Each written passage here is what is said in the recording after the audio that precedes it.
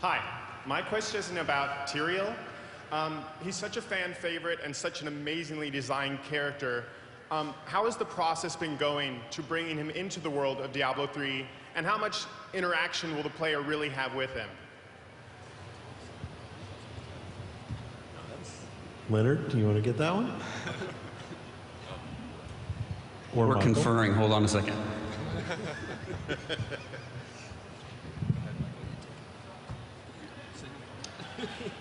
You're going to have to play and find out.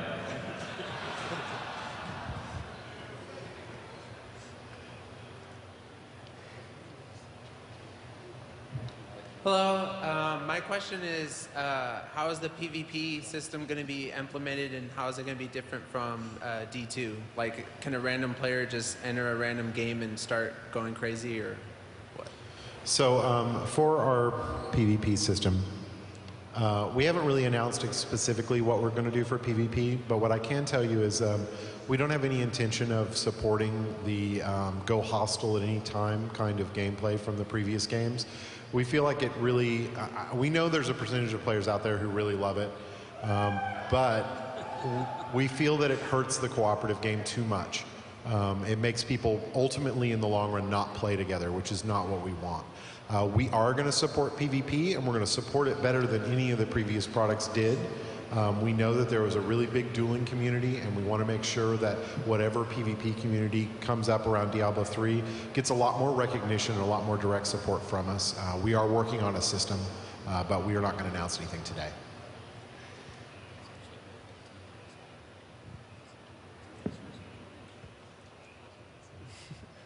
Hi. My question is basically about Battle.net and how it's going to be set up for game selection, whereas Diablo 2, it was just a random list of about 20 games, and it refreshed at a random rate, I think. And then how is it going to be for Diablo 3 being, can you make PvP games, trade games, or how is that going to work that way? So right now we haven't done a lot of Battle.net design. Battle.net's been focusing mostly on StarCraft 2 and just all the new kind of Battle.net features. It is our intention to get something a little bit more verbose than the kind of giant, very cumbersome list of games that Diablo 2 had. We recognize it wasn't really the best way to kind of find other players. So we do want to support some kind of specific matchmaking, something as simple as you pick a character, you hit a button, it puts you in a game next to somebody who's doing the same thing as you at roughly the same level. We want you to be able to join your friends instantly no matter where they are and make that really easy. What visual form that's going to take is really going to be determined partially when we encounter Battle.net, when we start designing alongside them and seeing what they've done with StarCraft 2.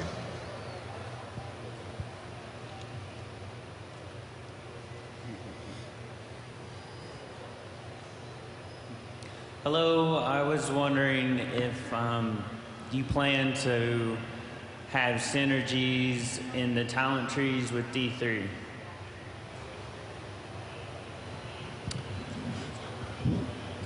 The synergy system did really good things in 1.10 for the skill system that was there.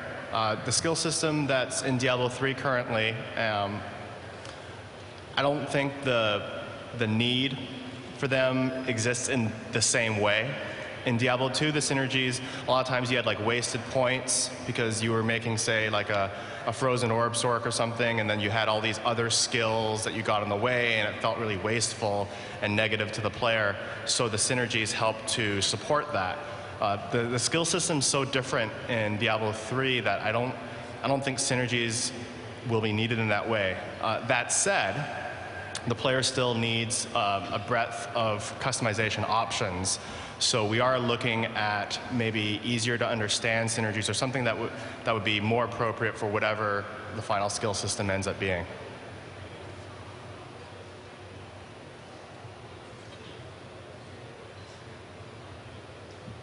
My question is, are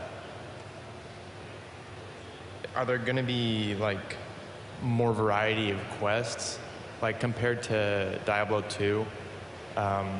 instead of just boss farming, is there going to be more quests that you can do? Yeah, the quests in Diablo 3 is an area in which we think that there's actually a lot of room for us to explore and grow from the previous games in the series.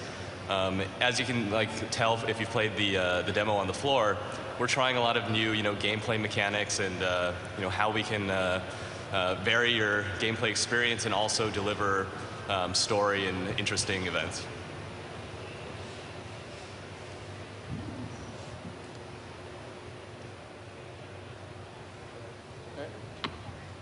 How you doing, guys? I have a question about the monk. You said you want a classic fighter feel. So the stage 1, stage 2, stage 3, are we gonna see some sort of Easter egg Hadouken? I wouldn't discount anything, but at this time, I can't say. I want to remind everyone we've got a whole bunch of disciplines up here. All your rendering engine questions, this guy right here can probably answer them for you. Sound questions, anything like that. So, make sure you hit the gamut. They don't get a lot of chances to answer questions from the fans. Hello. This is a little bit like a previous one, but the length, depth, and replay value for those of us whose gameplay does not center completely on magic finding. Like, we prefer killing bigger and badder and bloodier ways. So, if I understand, is the question, are we going to have magic find? No. It's the length and depth of the game and the zones, because my biggest complaint with Diablo 2 is it loses its replay value after a point. Okay, so are you talking about what's the length of a normal playthrough, or how we're going to handle replayability? Handle replayability. Okay. So one of the keys for replayability is, there's a lot of things that Diablo 2 did to be replayable, and we do a lot of those things as well. Randomized environments, randomized monster locations, random bosses, random items. We also add in random events, which is something that is new to the series. And that all works great for a while. One of the biggest issues that Diablo 2 had was the path of least resistance to the best items was a very repetitive path. It was usually whatever boss run was most expedient at the time, with whatever class was the best class to use for that. I'm sure you all know the Sorceress, Magic Find, Pindle and Mephisto runs that pretty much dominated, if not still dominate, a lot of D2 item finding. Those are there's a lot of assorted problems there, and we intend to fix all of them. If we include Magic Find, we're not going to let Magic Find drive your item space, and certainly not your class choice.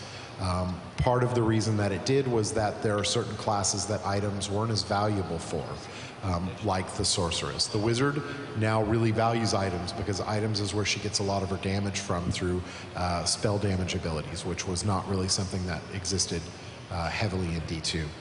On top of that, the next job that we have is to really make sure that we have a lot of content. There should be a really compelling reason to redo a lot of it, because when you're spread throughout a lot of content constantly, it lasts a lot longer. So the best example I give of this is the quest system in World of Warcraft. It's really great because it gets you to move around. It gets you to do things that you wouldn't normally do. In previous MMOs, you just grind one monster forever until your eyes bled. And players will play that way if that's the fastest way to progress. Our job as designers is to make sure that the fastest way to progress is also the most fun way. So we are working on systems that are going to accomplish that.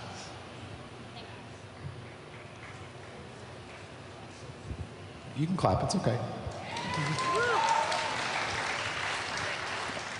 Hi, I'm actually a really big fan of the story and lore for Diablo World, and I've read all of the books, and I love Richard Knack's series.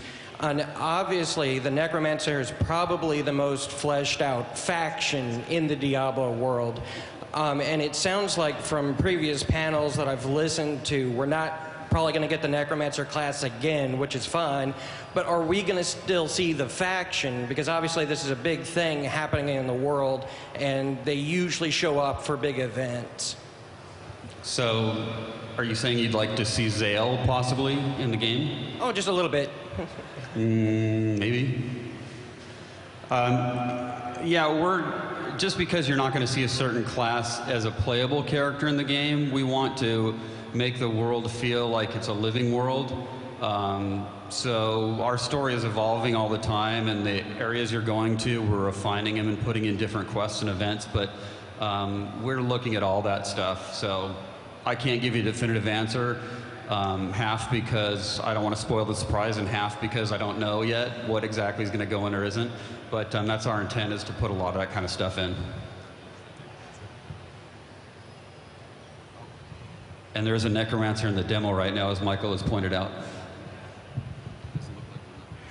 Hi. My question was pertaining to Diablo 2 patch 1.13. I was wondering if you were adding any content that would help us further transition into Diablo 3. I was asked this question earlier, and I think the best answer is, unfortunately, we can't really talk about it because I don't want to, we're not, the Diablo 3 team is not actually the team that does the Diablo 2 patches. They consult with us, and we make recommendations, but it's a different internal team that does it, and I don't want to speak for them. So unfortunately, I can't speak to any of that. Sorry.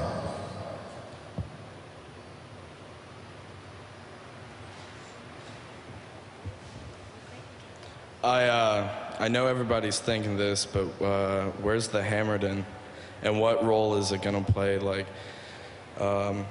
generally in the Diablo 3 world, is there gonna be a paladin presented, or like the clan of paladins, or like is there going to be a paladin in D3? As a playable class or as lore? Lore. Leonard? Michael? It's kind of the same answer as I gave the last lore question. We'd like to show you what has happened to not only the classes, but making the characters that you possibly played in previous games actual characters in the world. So I wouldn't discount the possibility that you run into somebody like a paladin who is the person who ran through D2 or something along those lines.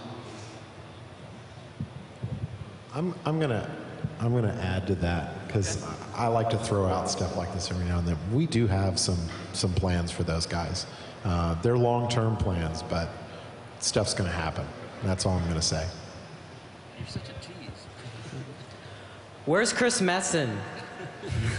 Anyway, I was wondering, I'm a big fan of hardcore, and it's pretty much all I ever do, and that's the only option I always use in Diablo. I was wondering if you could, if you were adding any additional features that hardcore players alone would have.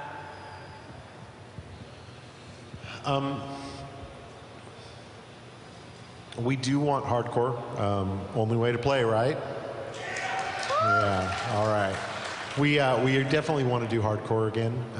In terms of additional features, we don't have anything specific planned right now, but we're open to ideas. So, hit the forums and throw some stuff out there, and tell us what you want to see.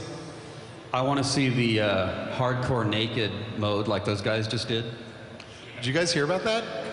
I guess, was it in Germany? In Germany, there were these 8 guys. They played through all of the entire game up through Hell difficulty, completely naked, no items at all, and with no town support. So they couldn't go back to town, they couldn't get any quests unless they needed them for forward progression. And they got through all of Hell difficulty doing that and ended up around levels high 80s. So pretty crazy.